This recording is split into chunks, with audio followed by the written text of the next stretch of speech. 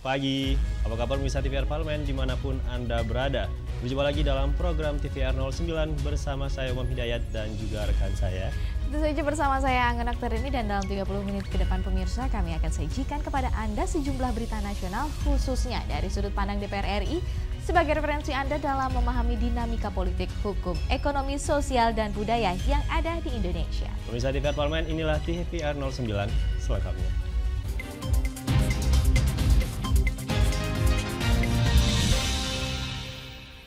Berita pertama mengenai Komisi 5 DPR RI yang berharap pemerintah dapat mencari solusi terkait penyelesaian program-program strategis nasional yang dicanangkan. Jelang berakhirnya masa jabatan Presiden Joko Widodo, Ketua Komisi 5 DPR RI Lazarus mendorong pemerintahan terus menggenjot pembangunan proyek strategis nasional atau PSN agar selesai sesuai target pada tahun 2024. Lazarus mengungkapkan Komisi 5 saat ini tengah fokus mengawal penyelesaian program-program strategis nasional yang dicanangkan Presiden Joko Widodo dan Menteri Kabinetnya. Selain mendorong agar pembangunan infrastruktur dapat selesai tepat waktu, Lazarus juga meminta pemerintah mencari solusi terkait pembangunan proyek strategis jangka panjang seperti Ibu Kota Negara. Lebih lanjut, ia juga mendukung program pembangunan berbasis masyarakat untuk terus dilakukan. Upaya ini diharapkan dapat semakin meningkatkan peran masyarakat dalam pembangunan ekonomi nasional yang berkeadilan. Tahun ini lebih kepada penyelesaian program-program strategis nasional di kepemimpinan Presiden Joko Widodo karena beliau memasuki terakhir masa jabatan untuk APBN di tahun 2024 ini, maka untuk kali ini sudah selesai. Kalau dapat, memang kalau saya lihat belum semuanya juga proyek strategis nasional itu bisa selesai. Salah satunya IKN. IKN belum bisa selesai untuk tahun 2024 ini ya. Itu juga kita bahas di sini anggarannya. Tapi kami tadi sudah sepakat, Pak Menteri akan melakukan sinkronisasi di internal kementerian untuk supaya minimal program berbasis masyarakat itu tetap menjadi hal yang prioritas. Arif dan Ade, TVR Parlemen, melaporkan. Sebagai upaya untuk memenuhi kebutuhan masyarakat dan terhindar dari krisis pangan, Komisi 4 DPR RI mendorong pemerintah untuk membuat kebijakan strategis serta menghitung hasil panen raya secara cermat. Menyikapi dampak kekeringan dan El Nino terhadap sektor pertanian, anggota Komisi 4 DPR RI Sulaiman Hamzah mendorong adanya sinergi antar kementerian dalam upaya menjaga ketahanan pangan dan produktivitas pertanian. Sulaiman mengungkapkan kekeringan yang terjadi saat ini berdampak pada terjadinya gagal panen dan turunnya produksi sejumlah komoditas pertanian pokok seperti beras dan jagung. Hal tersebut juga berimbas pada lonjakan harga yang cukup signifikan di pasaran. Dirinya mendorong pemerintah dapat menghitung hasil panen raya secara cermat, mengingat perbedaan data pangan antar kementerian masih terjadi hingga saat ini. Data tersebut dinilai penting untuk mempertimbangkan kebijakan strategis yang harus segera diambil pemerintah. Yang perlu diantisipasi oleh pemerintah, menghitung secara cermat dengan produksi yang bisa diambil dari sisa dampak kekeringan ini, dan kemudian sebisa mungkin melakukan antisipasi manakala gagal panen yang lebih besar ini itu jangan sampai terjadi dampak yang lebih luas yang mengakibatkan rakyat kita tidak bisa makan atau kelaparan. Karena itu maka antisipasi untuk selanjutnya mau tidak mau pemerintah harus melakukan impor. Ini tidak dianjurkan, tidak diharuskan, tetapi perlu dihitung secara cermat sehingga panen masyarakat, panen rakyat yang ada itu juga bisa diselamatkan dan kebutuhan secara keseluruhan juga bisa terpenuhi. Helmi Darmawan, TVR Parlemen, melaporkan. DPR RI mendorong Bappenas untuk berkoordinasi dengan Kementerian Pertanian sehingga dapat mengontrol kebutuhan pokok masyarakat. Informasi selengkapnya akan kami hadirkan usai jeda berikut ini. Untuk itu tetaplah bersama kami di TVR 09.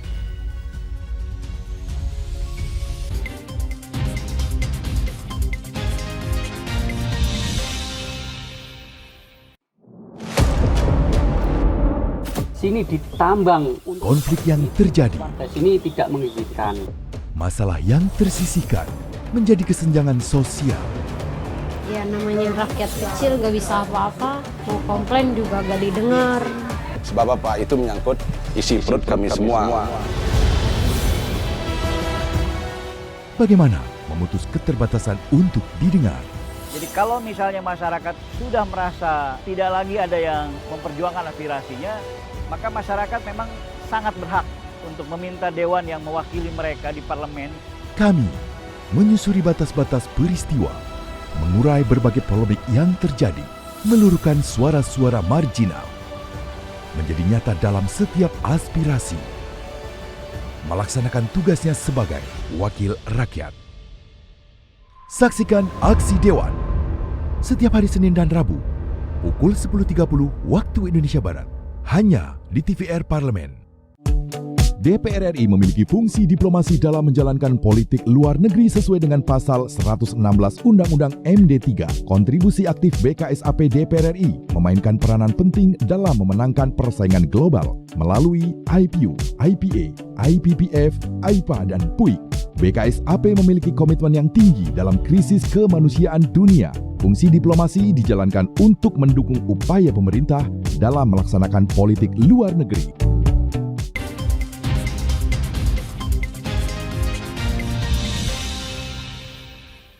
Kembali di TVR 09. Komisi 4 DPR RI berharap koordinasi antar lembaga yang membidangi pangan dapat membantu stabilitas kebutuhan pangan serta menyelesaikan berbagai persoalan pangan dari hulu hingga hilir.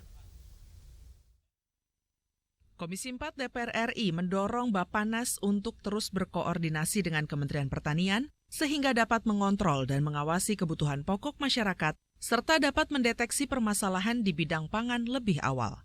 Anggota Komisi 4, Hairudin, mendorong seluruh lembaga di bidang pangan bergerak bersama dalam menjaga stabilitas kebutuhan bahan pangan bagi seluruh masyarakat Indonesia.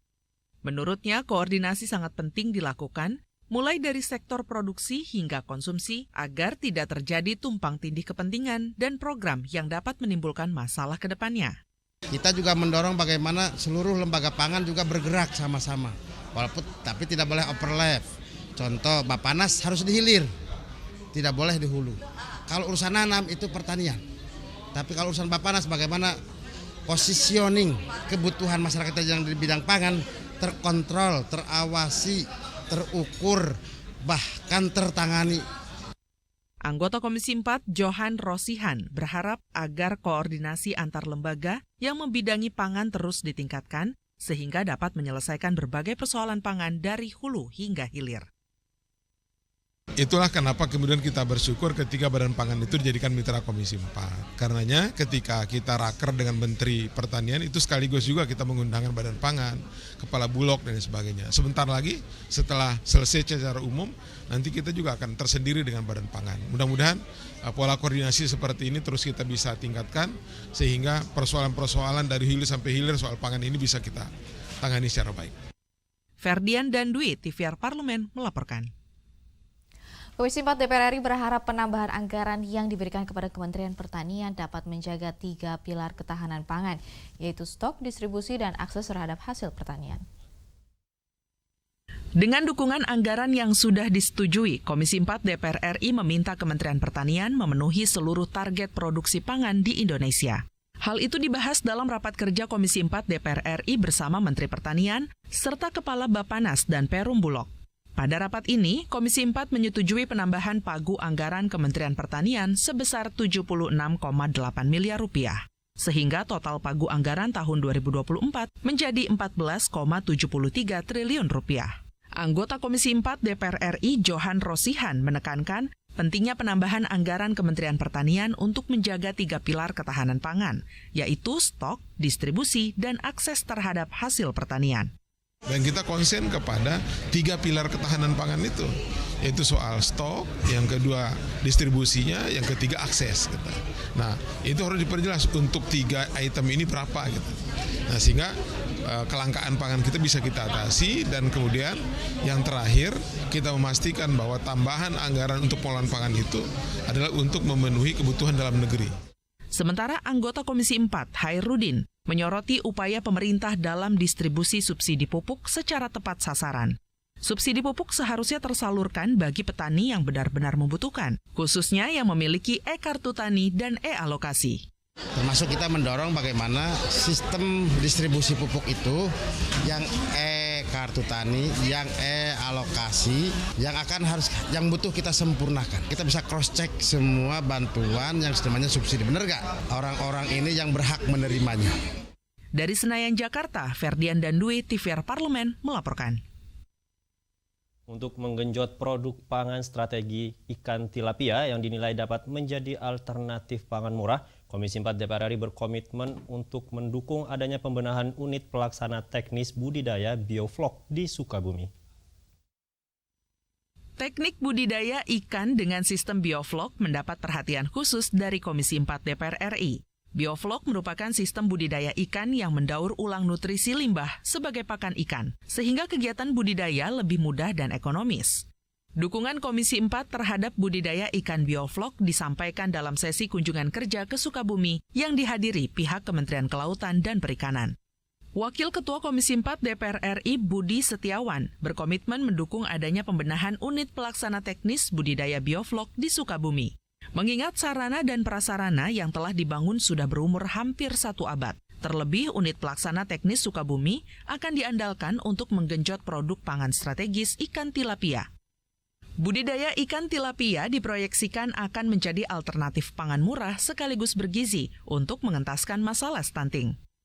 Tilapia kita akan genjot, memang ini menjadi program dari Kementerian Kelautan Perikanan untuk menjadi primadona ekspor, dan kita memiliki keunggulan memang di sini. Apalagi nanti akan dibangun balai khusus untuk pembenihan tilapia di Karawang ya, Pak Dirjen ya. Di situ nanti kita bisa melihat hasil dari tilapia yang nanti bisa berukuran besar yang cocok untuk difile, dan itu pasarnya adalah ke Amerika, Eropa, dan itu kita bisa menembus lebih dari 16 negara ekspor nanti.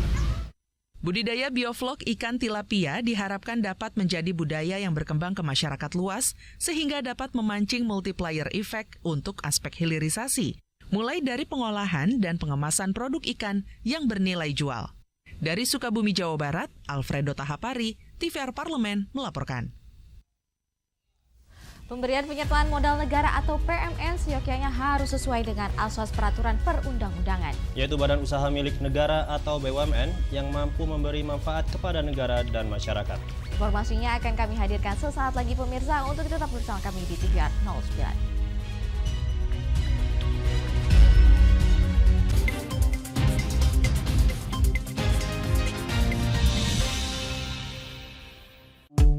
DPR RI memiliki fungsi diplomasi dalam menjalankan politik luar negeri sesuai dengan pasal 116 Undang-Undang MD 3. Kontribusi aktif BKSAP DPR RI memainkan peranan penting dalam memenangkan persaingan global melalui IPU, IPA, IPPF, AIPA, dan PUIK.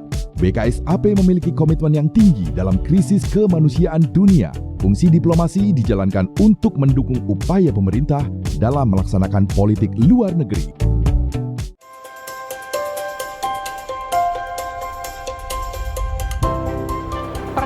Dalam sejarah Indonesia, tahun 2024 kita mengadakan pemilu serentak, legislatif dan eksekutif baik di tingkat pusat maupun daerah. Catat waktunya, Rabu 14 Februari 2024. Untuk pemilihan legislatif, Anda akan memilih anggota DPD, anggota DPR, anggota DPRD Provinsi, dan anggota DPRD Kabupaten atau Kota. Selain pemilu legislatif, Anda juga akan memilih presiden dan wakil presiden loh pemirsa. Di bulan November, tepatnya Rabu 27 November 2024, juga akan diadakan pemilihan kepala daerah atau pilkada serentak.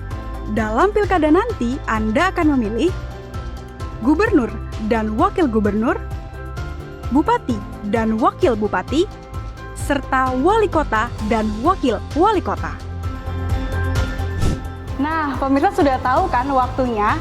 Kini saatnya Anda untuk mempersiapkan diri. Kenali calon-calon wakil rakyat dan pemimpin Anda dengan baik.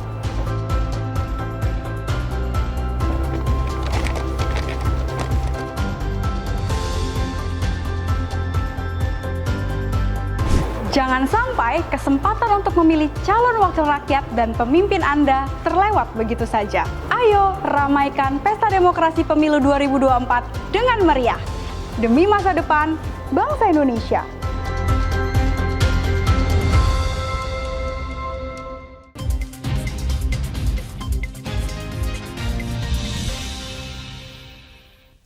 Kembali di TVR 09. DPR RI berharap PMN yang diberikan kepada BUMN harus dapat memberikan dorongan pertumbuhan dan memberikan keuntungan bagi negara. Namun jika tidak memberikan keuntungan bagi negara, maka pemberian PMN sebaiknya dialihkan untuk hal yang lebih bermanfaat. DPR RI juga menilai jika selama ini BUMN hanya bertahan hidup dengan pemberian PMN, namun tidak memiliki konsep bisnis yang jelas dan menguntungkan. Lebih baik pemberian PMN tidak diperpanjang lagi daripada menabrak semua aturan yang ada. Untuk mengetahui informasi selengkapnya pemirsa, mari kita simak laporan mendalam yang telah dihimpun oleh tim redaksi TVR Parlemen dalam segmen Editorial Parlemen berikut ini.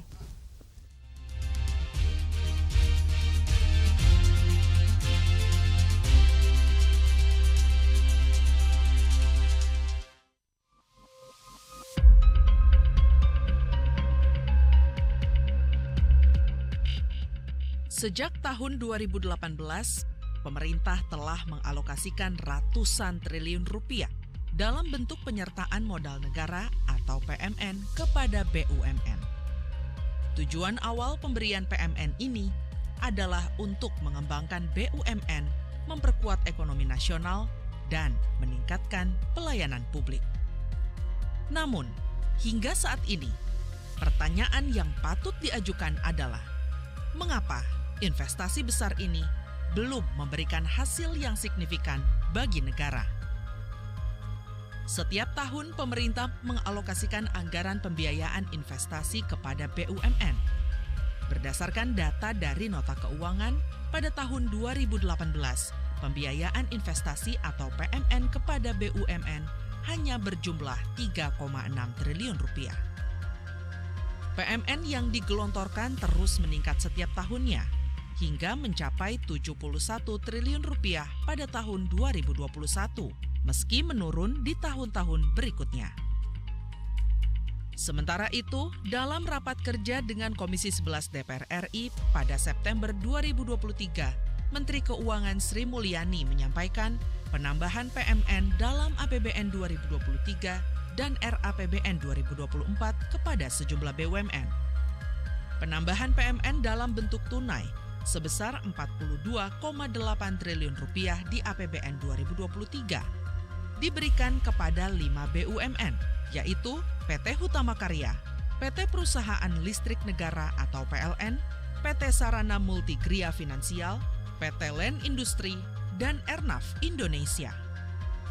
Sedangkan dalam RAPBN 2024, PT Hutama Karya direncanakan menerima PMN sebesar 18,6 triliun rupiah, PT Bahana Pembinaan Usaha Indonesia sebesar 3,5 triliun rupiah, dan PT Wijaya Karya sebesar 6 triliun rupiah yang akan dicairkan pada triwulan pertama 2024. Pemberian PMN kepada BUMN merupakan instrumen kebijakan yang sah, terutama ketika digunakan untuk mengatasi masalah keuangan atau memperkuat posisi BUMN dalam industri strategis. Namun, dalam kasus di mana PMN belum memberikan hasil yang memadai, harus ada evaluasi yang cermat. Penting untuk dinilai apakah PMN yang diberikan mencapai sasaran yang telah ditetapkan sebelumnya. Jika tidak, perlu ada perubahan strategi yang lebih efektif. BUMN yang mendapat PMN harus diawasi secara ketat untuk memastikan BUMN tersebut benar-benar menguntungkan ekonomi negara.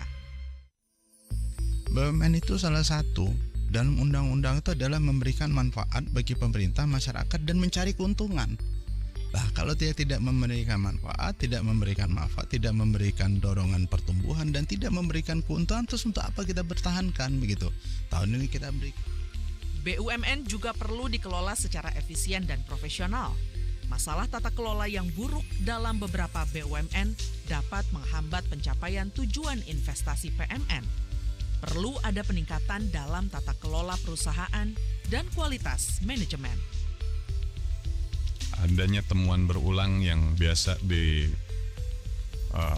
dapat oleh BUMN ini menjadi perhatian kita. Ini artinya menandakan bahwa sistem pengendalian internal tidak berjalan dengan baik di BUMN tersebut. Nah, ini bagaimana penguatan organisasi ataupun perusahaan AFC ini harus betul-betul dicermati dan dana yang ditempatkan oleh AFC ini betul-betul sesuai dengan tepat sasaran. Dalam menghadapi masalah ini, pemerintah harus berkomitmen meningkatkan transparansi, akuntabilitas, dan tata kelola BUMN yang lebih baik. Selain itu, evaluasi berkala terhadap investasi PMN harus dilakukan demi memastikan PMN digunakan secara efisien dan efektif. Pemberian PMN kepada BUMN adalah langkah yang serius dan strategis untuk menggerakkan ekonomi dan pembangunan nasional. Namun, agar investasi ini memberikan manfaat yang maksimal, diperlukan evaluasi yang cermat, pengelolaan yang baik, dan komitmen yang kuat untuk memastikan bahwa dana PMN digunakan dengan bijak demi kepentingan rakyat dan kemajuan negara.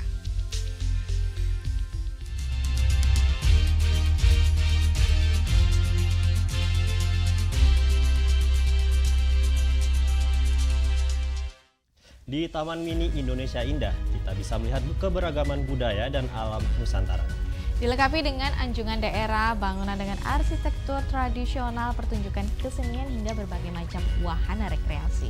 Dan pemirsa, informasinya akan kami hadirkan usai jeda berikut ini. Untuk itu tetaplah di TVR 09.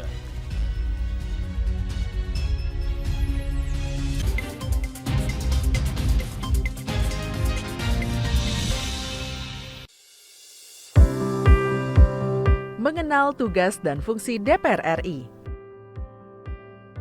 Dewan Perwakilan Rakyat atau DPR adalah lembaga negara yang mewakili aspirasi rakyat.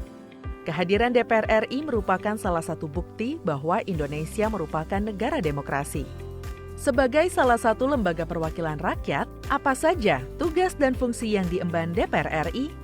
Berdasarkan pasal 20A ayat 1 Undang-Undang Dasar 1945, DPR memiliki 3 fungsi, yakni fungsi legislasi, anggaran, dan pengawasan.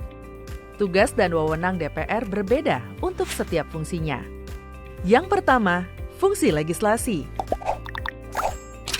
Menyusun program legislasi nasional atau prolegnas, menyusun dan membahas rancangan undang-undang, menerima rancangan undang-undang yang diajukan oleh DPD, membahas rancangan undang-undang yang diusulkan oleh Presiden ataupun DPD, menetapkan undang-undang bersama dengan Presiden, menyetujui atau tidak menyetujui peraturan pemerintah pengganti undang-undang yang diajukan oleh Presiden untuk ditetapkan menjadi undang-undang. Yang kedua, fungsi anggaran.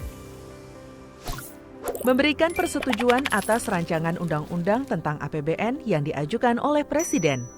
Memberikan persetujuan terhadap pemindah-tanganan aset negara maupun terhadap perjanjian yang berdampak luas bagi kehidupan rakyat yang terkait dengan beban keuangan negara. Menindaklanjuti hasil pemeriksaan atas pengelolaan dan tanggung jawab keuangan negara yang disampaikan oleh BPK. Memperhatikan pertimbangan DPD atas rancangan undang-undang tentang APBN dan rancangan undang-undang terkait pajak, pendidikan, dan agama. Yang ketiga, fungsi pengawasan.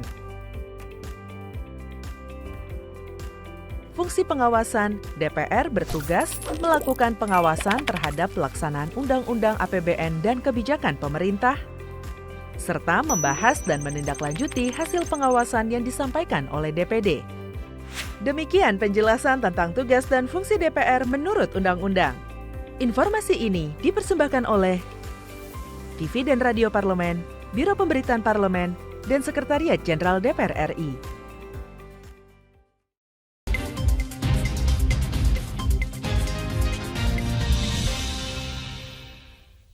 Kembali di TVR 09.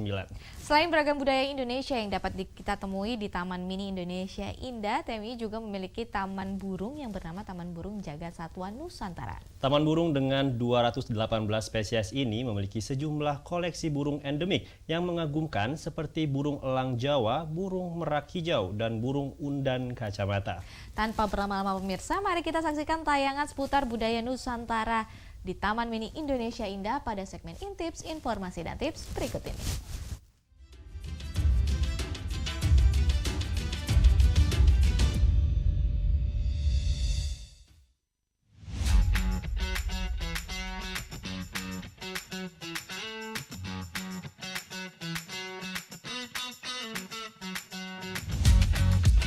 Pemirsa TVR Parlemen, kalau mau bermain dan berlibur tapi sambil mengenal lebih dalam budaya Indonesia, kira-kira kita bisa mengunjungi tempat apa ya? Ya, tentu saja Taman Mini Indonesia Indah atau TMII. Di TMII, kita dapat melihat rangkuman kebudayaan Indonesia dari seluruh provinsi dalam bentuk miniatur Kepulauan Nusantara. Lengkap dengan anjungan daerah yang dilengkapi bangunan dan arsitektur tradisional. Ada pertunjukan kesenian daerah juga, dan berbagai macam wahana untuk rekreasi serta edukasi bagi pengunjung. Ada anjungan Sumatera Barat yang menarik perhatian nih pemirsa. Di sini kita bisa melihat rumah gadang dengan model rumah gadang 9, ruang 4 deret. Atapnya terbuat dari ijuk dengan bentuk seperti tanduk kerbau. Jumlah atap yang runcing atau disebut si sondok langit ini selalu berjumlah ganjil dari 3 sampai 11. Di ruang atas bangunan rumah gadang, pengunjung diperkenalkan busana adat, pelaminan pengantin Padang Pariaman, kain songket silungkang, dan seperangkat musik talempong. Pengunjung juga akan diperlihatkan bangunan balairung sebagai tempat bermusyawarah, serta rangkiang atau lumbung padi, yang terletak di depan rumah gadang yang disebut si bayau-bayau. Wah, kalau disajikan dengan menarik gini, jadi semakin semangat mengenal budaya Indonesia nih. Nah, ada lagi nih, Anjungan Papua yang juga menarik banyak minat wisatawan. Di Anjungan ini terdapat replika rumah Kariwari dari suku Tobati Enggros. Juga ada rumah Honai dari suku Dani. Di dalam rumah Kariwari, pengunjung bisa menikmati aneka kerajinan dan pernak-pernik khas Papua. Ada berbagai bentuk patung asmat, panah beracun, perahu semang, dan kerang sebagai mata uang. Bahkan ada kostum perang, kostum upacara kepala suku, koteka, dan patung upacara tradisional prosesi pembuatan tato. Wah, rasa-rasanya seperti berkunjung langsung ke tanah Papua ya pemirsa. Tidak hanya beragam budaya Indonesia yang dapat kita temui di Taman Mini Indonesia Indah. TMII juga memiliki taman burung yang bernama Taman Burung Jagat Satwa Nusantara. Taman burung dengan 218 spesies burung tersebut memiliki sejumlah koleksi burung endemik yang mengagumkan. Seperti burung elang Jawa, burung merak hijau, dan burung undan kacamata. Di lokasi ini, pengunjung akan bertemu dengan 2 kubah yang masing-masing berisi spesies burung berdasarkan wilayah asal, yakni Weles dan Sahul untuk spesies burung dari wilayah Indonesia Timur, dan Sunda Besar untuk spesies burung dari wilayah Indonesia Barat. Tidak hanya itu, pengunjung juga dapat memanfaatkan area TMII untuk berolahraga seperti jogging dan bersepeda loh. Karena TMII kini memiliki konsep ramah lingkungan dan menyediakan banyak area terbuka hijau serta bebas asap kendaraan bermotor sehingga sangat nyaman untuk berolahraga. Ayo pemirsa TVR Parlemen, ajak teman dan keluargamu untuk mengunjungi Taman Mini Indonesia Indah. Karena dengan mengunjungi TMII, kita dapat berkreasi sambil menambah ilmu dan wawasan keluhuran budaya bangsa Indonesia yang beragam.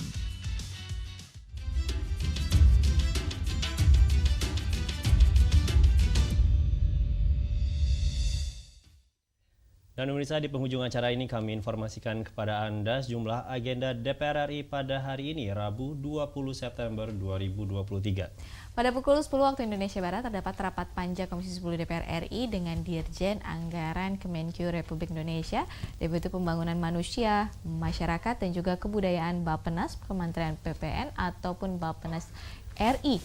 Kemudian juga dengan Dirjen Pembangunan Desa dan juga Perdesaan Kemendes PDTT RI, Dirjen Bina Keuangan Daerah Kemendagri RI, dan Dirjen Pendidikan Islam Kemenak RI. Sedangkan di siang harinya pada pukul 14 waktu Indonesia Barat, Komisi 6 DPR RI rapat kerja dengan Wakil Menteri BUMN, Direktur Utama PT Pupuk Indonesia, Direktur Utama PT Pertamina, Direktur Utama PT Adikarya, Direktur Utama PT Waskita Karya, Direktur Utama PT PP, Direktur Utama PT Brantas Abipraya, Direktur Utama PT Jasa Marga, dan Direktur Utama PT Nindya Karya terkait utang pemerintah kepada BUMN.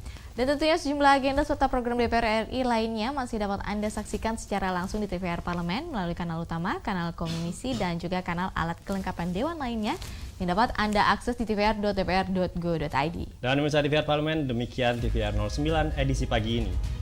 Segenap kru TVR Parlemen yang bertugas mengucapkan terima kasih telah menyaksikan TVR 09 pagi hari ini. Saya Anggun Oktarini dan juga rekan saya. Saya Muhammad Hidayat, sampai jumpa di TVR 09 esok hari. TVR Parlemen, Referensi Indonesia.